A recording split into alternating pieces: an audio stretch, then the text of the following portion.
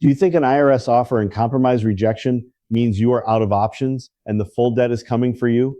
It doesn't. But what you do next determines whether you get a second chance or dig yourself into a hole you cannot climb out of. I'm attorney Chad Silver, founder of Silver Tax Group.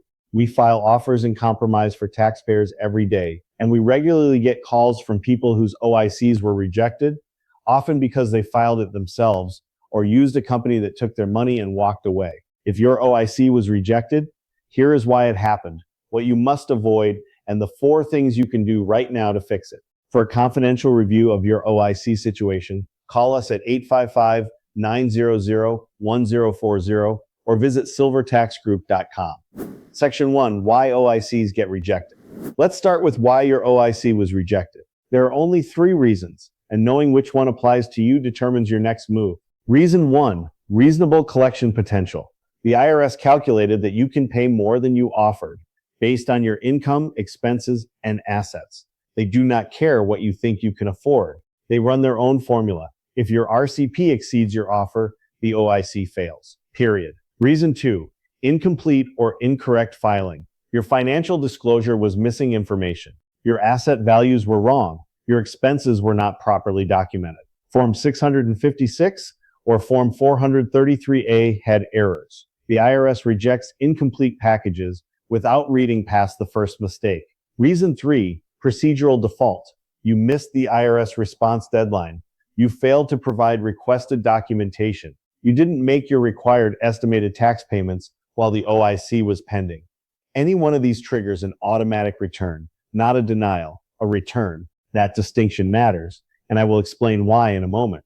Section 2. What not to do. Now, what you must not do, because this is where taxpayers make their situation worse. Do not file another OIC immediately without fixing the reason it was rejected first. The IRS keeps your prior file. If your financial situation has not changed, the second OIC fails for the same reason as the first.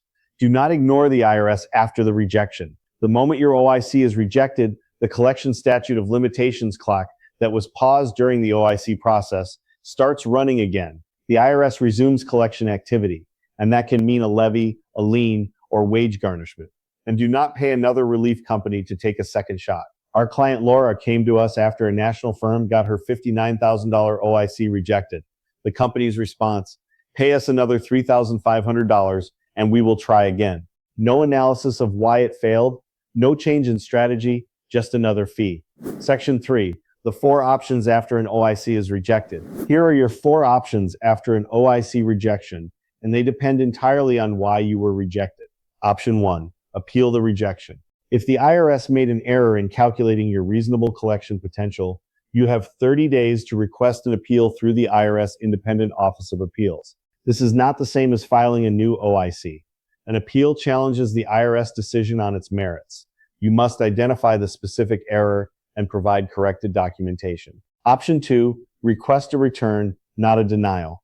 If your OIC was returned for a procedural reason, this is the distinction I mentioned. A return means the IRS never considered your offer on its merits. You can address the procedural issue and resubmit without the 30-day appeal deadline applying. Option 3, submit a new OIC with corrected financials. This only works if your financial situation has genuinely changed, lower income, higher expenses, depleted assets, or if the original OIC contained errors, you can now fix with accurate documentation. Option 4, pursue a different resolution. If you do not qualify for an OIC, you may qualify for currently not collectible status, an installment agreement, or in some cases, penalty abatement to reduce the total owed. An OIC is not the only exit, it is simply the one you tried first. If your OIC was rejected, do not guess which option applies to you. Call 855-900-1040 or visit silvertaxgroup.com. We will review your rejection letter and tell you exactly where you stand. Section 4. Why a tax attorney matters at this stage? The IRS accepts fewer than 1 in 3 offers in compromise. Most that fail do so not because the taxpayer does not qualify, but because the filing was inadequate, missing documentation, incorrect asset valuations, improper expense categorization. A relief company collects its fee whether the OIC succeeds or not. A tax attorney puts their law license behind the filing. Our client Mark owed the IRS $400,000. His OIC was rejected, filed incorrectly by a preparer who undervalued his assets. We filed an appeal, corrected the valuations with independent appraisals, and negotiated a settlement for $11,000.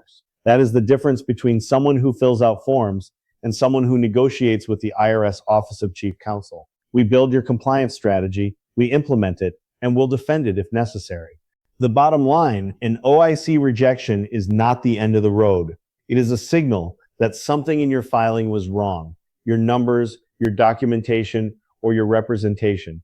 Identify the reason. Fix it.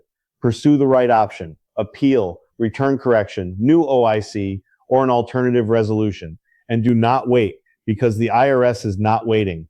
Call 855-900-1040 or visit silvertaxgroup.com for a confidential review of your OIC situation.